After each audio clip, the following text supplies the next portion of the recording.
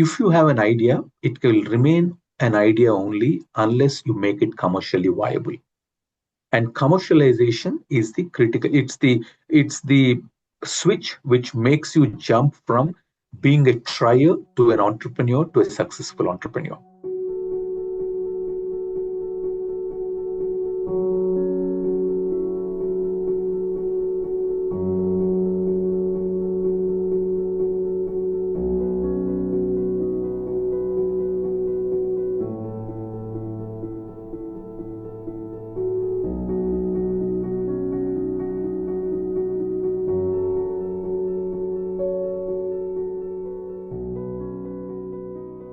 A straight line career would have made this a very different episode.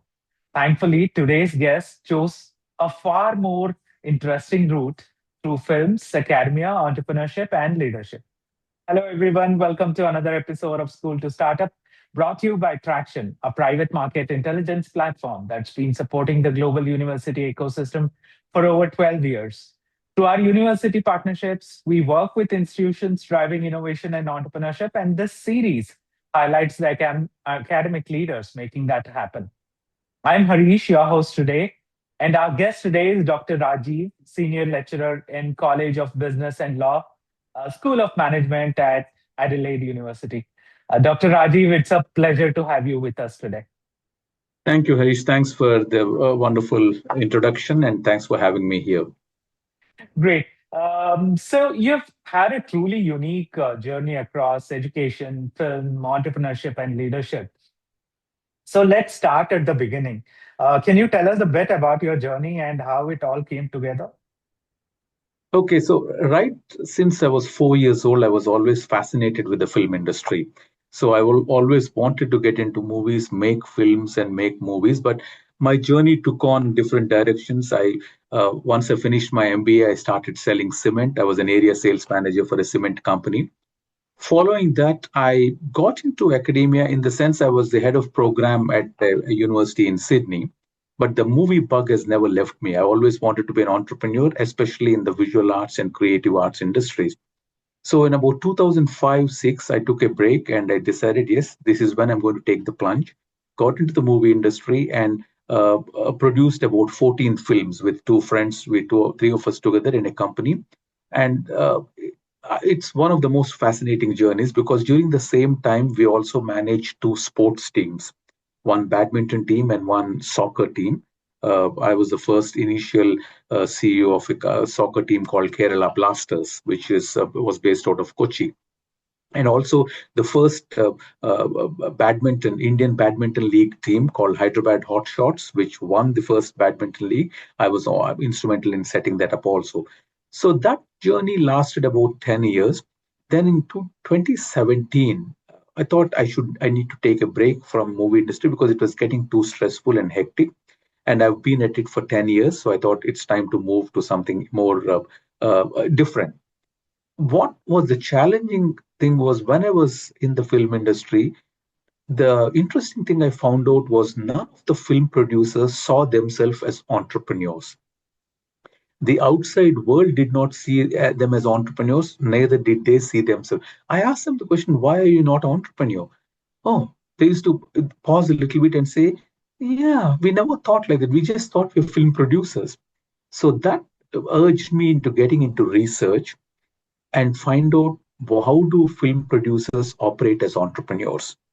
And that's what got me. And my PhD supervisor, who I knew for the past 30 years, who's been a mentor for me and an entrepreneurial mentor, because of him, I became an entrepreneur.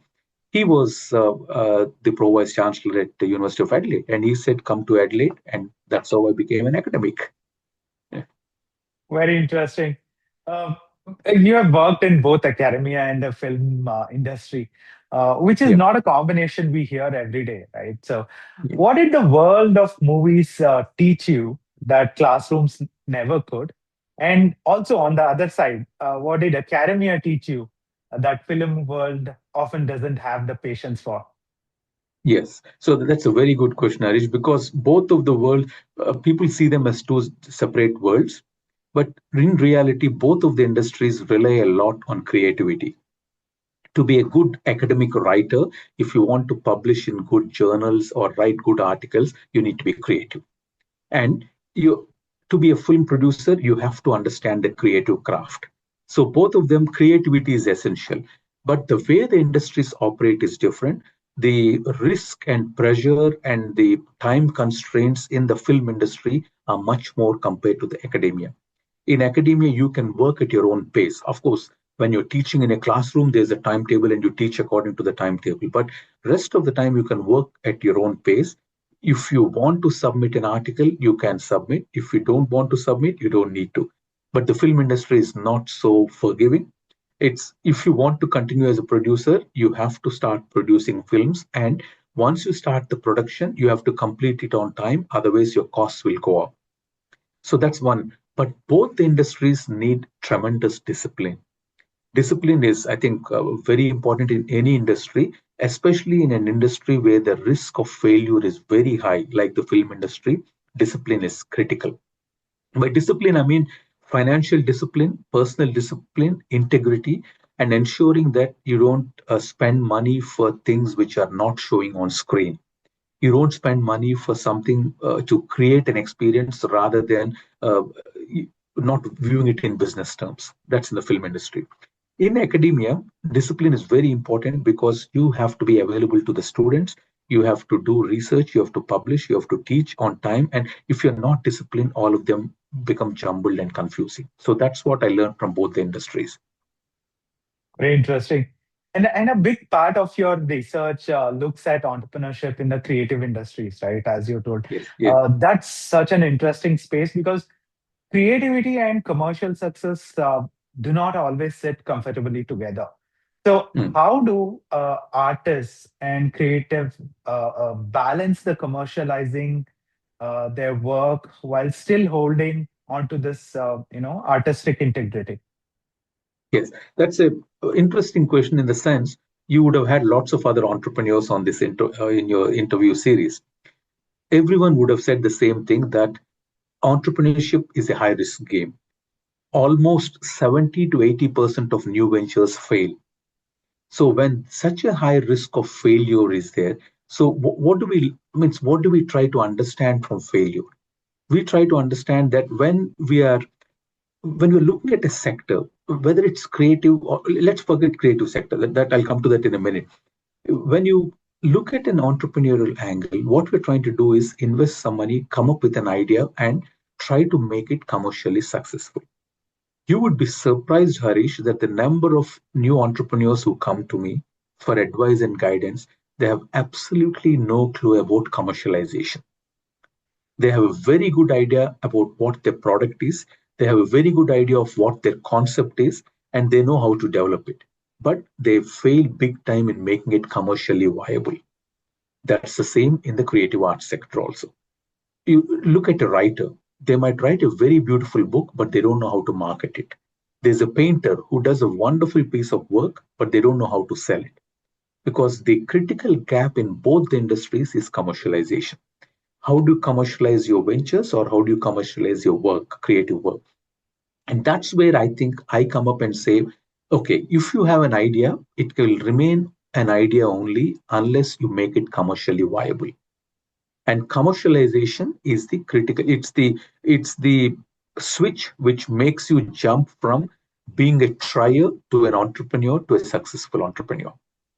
And when I said the failure rate is so high, no business person or no entrepreneur enters into a business thinking, I want to be a failure. When I wanted to become an entrepreneur in 2003, my uncle, who's already a very established entrepreneur, he gave me one piece of advice saying that be prepared for failure. I asked him the question, how can anyone prepare for failure?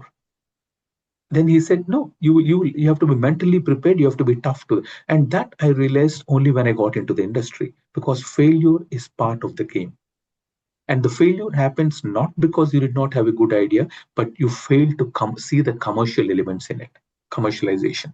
And that's the biggest challenge. So that's where the failure comes. And anyone who comes to me for advice, I say, have a good idea, but have a better idea of how to make it commercial. Very interesting. And Yeah. and you spend a lot of time teaching entrepreneurship. So, Yeah. what's one thing students are usually taught about entrepreneurship that sounds good in theory, but breaks down in real life? Yeah. The critical part of it, I mean, there are four components to it. You can have the opportunity recognition, forming the team, and then raising the resources and going for the venture. Uh, Many of them do not have all the skill sets. They might be very good at recognizing an opportunity, but they are hopeless at assembling a team. If they assemble a team, they have no clue about how to raise funds. A successful entrepreneur is someone who does all of it together. They have a good idea, they have a good team in place, and then they raise the funds in a successful way. So if they come with a half-baked idea, they have to go back to the drawing board and redevelop the idea. That's the first step. If they come with a one-person show with no team, I will say you're not going to make it. Without a team, entrepreneurship does not work. You have to have a team. Of course, you as an entrepreneur might be the captain of the team or you might be the leader of the team, but in reality, it has to be a team approach. And third critical element is how do you make a pitch? How do you get the money? How do you get resources into the venture? And at any of this stage, if they're not successful, the venture will fail. So it's a painful process if when a budding entrepreneur comes to tell them that their venture does not have commercial viability is a heartbreaking thing because they would have invested so much time and effort into it. And when they come up with a proposal, they might be thinking that it's a very good idea. But as an outsider, as a mentor, or as a critical analyst, you have to tell them the truth. You can't sugarcoat it. You can't say that, yeah, it might work. No, it might work is not an answer because they might be putting their life savings into it. So that's every aspect of it. So we try to train entrepreneurs, and I got myself trained by with a very good mentor. We did not enter into film production straight away. I went and I used to sit in an office of my mentor, who was an auditor also. Interestingly, he passed away now. He used to never say he was a film producer. He used to say that he's an auditor and an accountant who also does film production. So that was a very interesting way he introduced himself. So I asked him, how come you're introducing yourself like that? He said, my profession is I'm an accountant. I got into film business as a business venture, but I don't want to be defined as a producer. I want to be defined as an accountant. So that's the mental perception. When I'm an entrepreneur, I need to decide how I want to be defined as. And that's a critical jump. So you can't say that I'm a 9 to 5 entrepreneur. There's no such thing as a 9 to 5 entrepreneur. Okay, hopefully that answers your question. Yes, definitely. So, from your experience, how does Adelaide University support students and faculty who want to, turn their ideas into ventures, especially those with a creative or international focus? Yeah. As I mentioned a few minutes ago, the reason why I joined Adelaide University is because my mentor, who was himself a practicing academic, he was a practitioner, he was an entrepreneur, and then he got into academia in 95, 96, about 30 years ago. And he was the one who motivated me to become an entrepreneur and also become an academic after that. Adelaide University it had the first incubator in Australia. In 1992, they had the first incubator called Theberton Labs, Theberton Incorporated Labs, which is called Think Labs. Theberton is a suburb in Adelaide, and that was the incubator. They started in 1992, and no one in the country had incubators at that time. Adelaide University started, and they always had an entrepreneurial bent of mind, and there was a very big focus. And there is actually a center even now in the university, which is what I joined when I came here. It's called as the ECIC, Entrepreneurship, Commercialization, and Innovation Center. So that lays a lot of focus not just on entrepreneurship and innovation, but also commercialization, which is what I spoke about. And that shows that the university is very well attuned to the idea of entrepreneurship. And we have an interesting program called as e-challenge over here, which is entrepreneurship challenge for undergrad students and postgrad students. They do it as a full semester work where they launch a new venture or a concept, and they're judged, and the winner gets almost $100,000 equivalent of prizes. not in cash alone. Cash can be $10,000, but they get other benefits like getting mentors and going into Silicon Valley and seeing some tech startups over there and all. So that was a culture which was very predominant over here.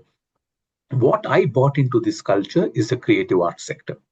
Until that point of time, they were looking at wine industry, agri industry, retail, probably accounting and service, commercial services, but no one had the creative arts sector.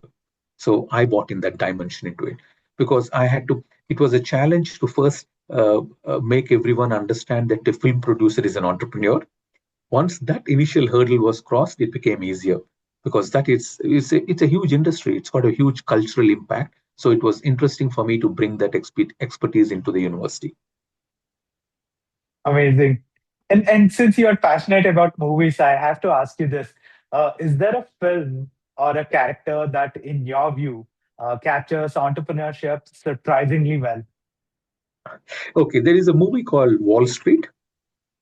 You must have seen the movie. A character called Gordon Gekko. So Gordon Gekko was initially played by Michael Douglas, and he captures all the wrong side of entrepreneurship, what we term as dark side of entrepreneurship. But it's a phenomenal character and a character which gives you the inclination and insights into how hard it is being an entrepreneur. Well, you have to work literally 24 by 7. Even when you are taking rest, your mind is supposed to be switched on. So, and that's a character, though comes up with a very interesting catchphrase or term, greed is good. That's what he says. Greed is good. Whereas growing up in India, we were told that greed is bad. And in fact, Mahatma Gandhi used to say that there is enough resources in the world for everyone's need, but not for one person's greed. So greed was bad. Whereas Gordon Gekko says greed is good. And for entrepreneurs, greed, and there should be a little bit an element of selfishness and greed, otherwise the venture will not succeed. So that's a phenomenal character, which is I mean, it's so close to reality. The other character, which has a very big influence on me, is a character called Chewbacca. Chewbacca is in a movie called Star Wars, and Chewbacca is a Wookiee or I mean, I don't know whether they exist. He shows the important aspect of being a team player. In entrepreneurship, when you start a venture, you should have a strong team, someone to look after your back. And for the character called Han Solo, Chewbacca always looks after Han Solo. No matter what, whether Solo is doing right or wrong, Chewbacca is always at his back. And for an entrepreneur to be successful, they need to have a team which looks after their back. Because every entrepreneur is a human. They will make mistakes. Not they might, they will make mistakes. So if you have a team who you can trust with, they can jump in and say, you're doing something wrong. Let's pull back. Otherwise, we're going to get burned. And that's what Chewbacca does. At the risk of his own life, he always jumps in to save Han Solo. So these are the two characters, Gordon Gekko and Chewbacca, who I can give as examples for entrepreneurism. Very interesting. And before we wrap, for students, early founders, and even young academics watching this, what advice would you give them to preparing for world that keeps changing so quickly? I will start with the students or a budding entrepreneurs first, then I'll go to students and academics. Budding entrepreneurs, if you get into the business just to make money, you will burn out very soon because entrepreneurship is not all a bed of roses, it's a bed of thorns also. So, if you're getting in there with passion because you believe in what your product or service will offer, you will last longer. I'll give you an example. One of my first business ventures was a bookstore. It's incredibly hard to make money out of a bookstore. So if you look at a typical bookstore model, if you just sell books, the margins are limited. So that's why every successful bookstore will not have lots of gift items, stationery, cheap gifts, or so to bring all of that into perspective, because that's how the cash turnover will happen. And I was passionate about a bookstore. I love books because I love reading. I love the characters. I love the fictional element of the books. And I thought bookstore is a great idea. And I started a bookstore in a city called Coimbatore.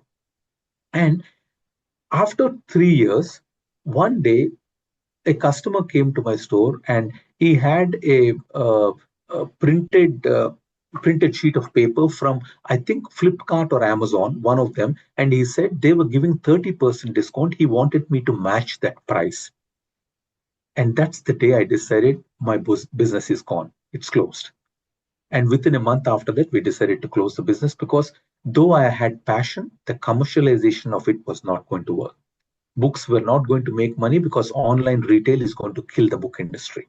So we decided that. So that's the advice I give to budding entrepreneurs. If you have passion, you will survive longer, but the idea should be viable and commercially viable, especially for students.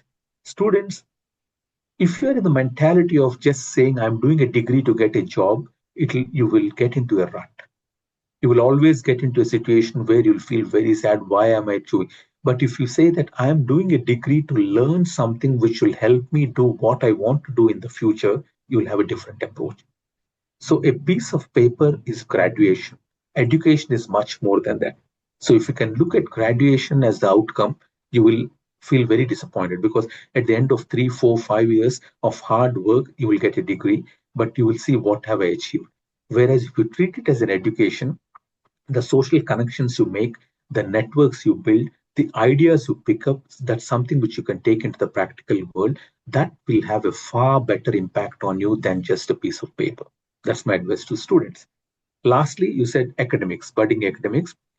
I have the privilege, or I had the luxury, because I came into academia after my entrepreneurial stint.